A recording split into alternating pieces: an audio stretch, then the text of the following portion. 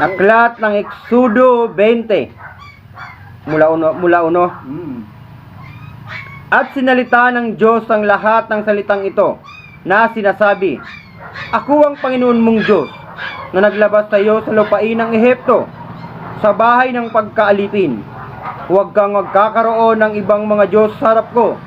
Huwag kang gagawa para sa iyo ng larawang inanyuan o ng kawangis man ng anumang anyo sa itaas sa langit o ng nasa ibaba sa lupa o ng nasa tubig sa ilalim ng lupa. Huwag mong yuyukuran sila o paglingkuran man sila, sapagkat akong Panginoon mong Diyos ay Diyos na mapanibaghuin. Oh, bakit? Sinusunod niyo ang utos ng gobyerno, pero hindi masunod ang utos ng Diyos. Anong utos ng Diyos? Sa 9, Eksodo 20:9. 6 na araw na gagawa ka at iyong gagawin ang lahat ng iyong gawain. So, kailangan patigilin na ninyo ang trabaho na linggo. Utosan ninyo ang taong bayan na sumamba. Kung utosan niyo sumamba, pasambahin ba ninyo ang tao sa walang Diyos? Dahil yan ang sabi ni Kristo. Lumapit kayo sa akin, kayong nahirapan, nabibigat ang lubha, at kayo ako'y papagpahingahin. Pasanin niyo aking pamatok. Aklat ng Mateo 11:28. Magsipa rito sa akin, kayong lahat na nangapapagal at nangabibigitang lubha, at kayo'y aking pagpapahingahin. Pasanin ninyo ang aking pamatok, at mag-aral kayo sa akin, sapagkat ako'y maamo at mapagpakumbabang puso, at masusumpungan ninyo ang kapahingahan ng inyong mga kaluluwa. Alright. Nasaan ngayon ang Kristo na Panginoon natin? Na siya ang binigyan ng Diyos ang kapamalaan sa lahat ng tao. Hindi ba siguro na sinabi niya doon sa San Juan 17 sa kanyang padalangin, Lord's Prayer, John 17, ano sabi niya doon sa 25? Ama, yung mga binigay mo sa akin, kung saan ako naroon, ay dumuon naman silang kasama ko. Saan naroon si Kristo? Nasa inyo ba? O nasa amin? Basahin. Aklat ng San Juan 17 mula 24. Ama, yaong mga ibinigay mo sa akin ay ibig kong kung saan ako naroroon, sila naman ay dumong kasama ko, upang makita nilang kalawalhatian ko na ibinigay mo sa akin, sapagkat ako yung inibig bago natatag ang sanglibutan. O see? Saan naroon si Kristo? Hanapin niyo siya para lumapit kayo sa kanya, makipag-aral kayo sa kanya, para matutuan niyo ang mga mabubuting bagay, mga disiplina para sa bayan. Ang unang disiplina ay 6 na araw. Nagawin niyo lahat ng gawa niyo. Sa 7 araw ay Sabat sa Panginoon. Di ba? Gis, Exodo 20, Gis. Ngunit ang 7 araw ay Sabat sa Panginoon mong Diyos. Sa araw na iyan ay huwag kang gagawa ng anumang gawa. Ikaw, niyang iyong anak na lalaki ni babae, niyang iyong aliping lalaki ni babae, niyang iyong baka, niyang iyong tagaibang lupa na nasa loob ng iyong mga pintuan daan. Sapagkat sa 6 na araw ay ginawa ng Panginoon ang langit at ang lupa, ang dagat at ang lahat ng nangaroon, at nagpahinga sa 7 araw. Alright. Na anupat pinagpala ng Panginoon ang araw ng Sabat at pinakabanal. Alam niyo, Sabat, yun ang tinatawag na meeting. Magmi-meeting tayo sa araw ng Sabat para pag-usapan natin ang ikabubuti ng ating bayan. So, kaya tumigil kayo sa pagtatrabaho, dahil ang pag-ibig sa salapi ay ugat ng lahat ng uri ng kasamaan. So, yung araw na Sabat na inyong pangilin, magsimba lahat ng tao. Yan ang patakaran na binigay ng Diyos mula pa ng pasimula. Nung panahon pa ni Moses, huwag na tayo magtatrabaho na araw na linggo. Sumamba tayo. Kung saan naroon si Kristo, doon kayo para magpag-aral ka sa Kanya. Dahil siya ang ibinigay ng Diyos na mamahala sa lahat ng tao. Bakit inagawan nyo ng posisyon? Kanya-kanya kayong botohan. ibubutin niyo. Wala namang kaya mamahala. Kamu ka ni Gloria, binuto nyo. Magkakaya ba siya mamahala?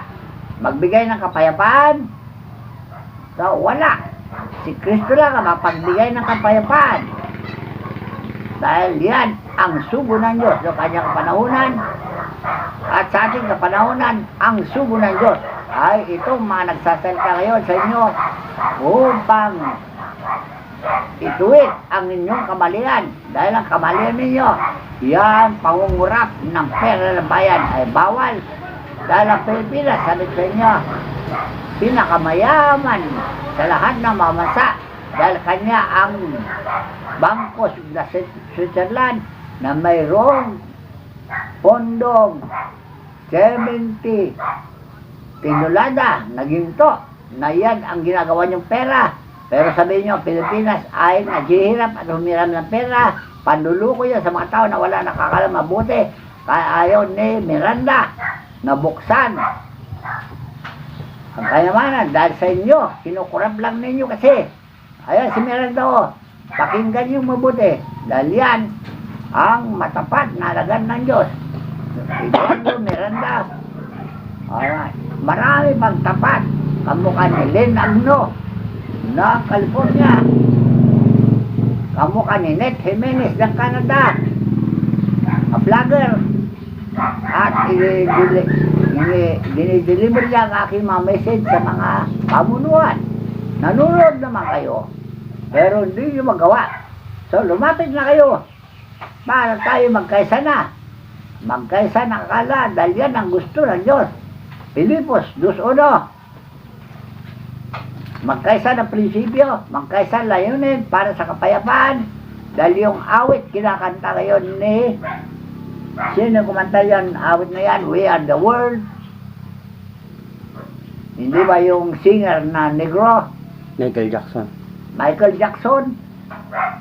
Kaya pag-aralin mabuti yung kanta ni Michael Jackson, dahil Michael Jackson nabanag na. Nadala ko na sa langit. Dahil doon sa mga katagang binitawan niya, na heal the world. Alam niyo, you heal the world. Anong sakit gaya na sa limutan? Yang pera, ang lahat ng pinagmulan na sakit. Mabababae, pangungurap, lahat na masama. Yan ang sakit ng salimutan ito. Gamutin nyo yan. Kayong nasa batas. Dahil yan ang 10 utos. Huwag kang magnakaw, di ba? Huwag kang maganunya. Huwag kang sasaksi na di katotohanan laban sa iyong kapwa. At huwag kang magbibintang. Yan ang usong-uso sa gobyerno ninyo. Isang Timoteo. Basahin mo. Aklat ng unang Timoteo 6 mula 9 hanggang 10. Datapwat ang mga nagsisipagnasang yumaman ay nangahuhulog sa mga tukso at sa mga silo at sa maraming mga pitang hangal at nakasasama na siyang naglulubog sa mga tao sa kapahamakan at kamatayan. O yan, mayayaman na kayo, mga senador, congressman, gobernador, mayor, ha? Sapagkat ang pag-ibig sa salapi ay ugat ng lahat ng uri ng kasamaan. Nasa pamamagitan ng iba, anak sa pagnanasa ng iba ay nangasinsay sa pananampalataya at tinuhog ang kanilang sarili ng maraming mga kalumbayan. O, kamo kayo, ginagawa ni Kwan.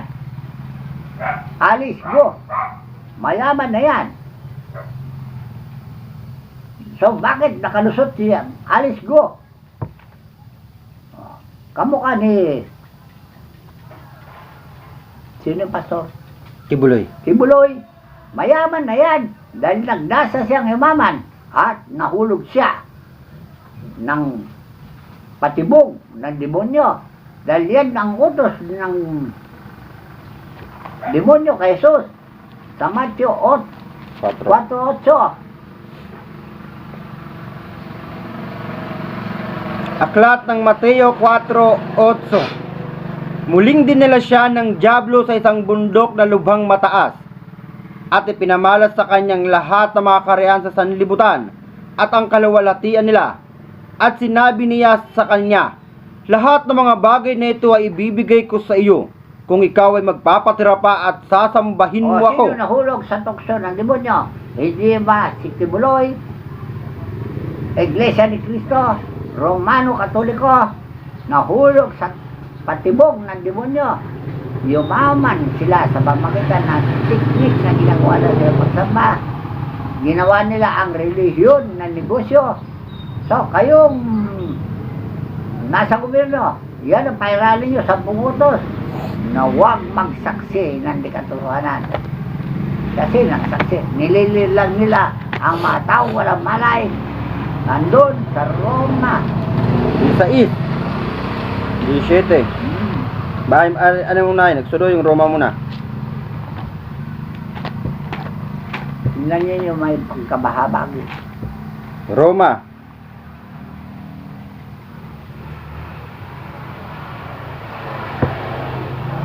Aklat ng Roma 16:17.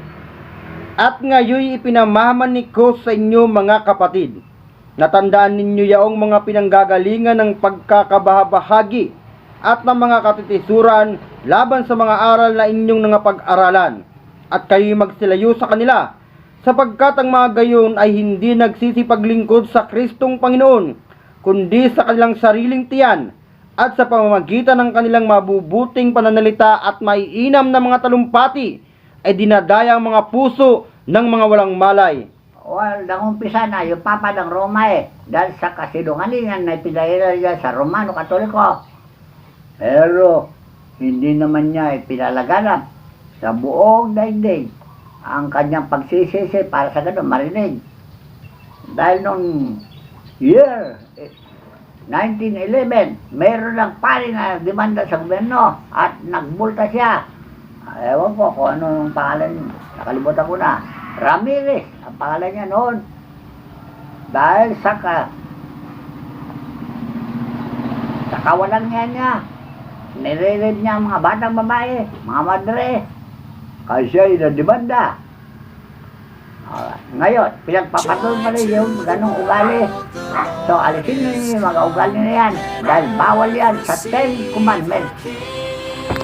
Balik mo.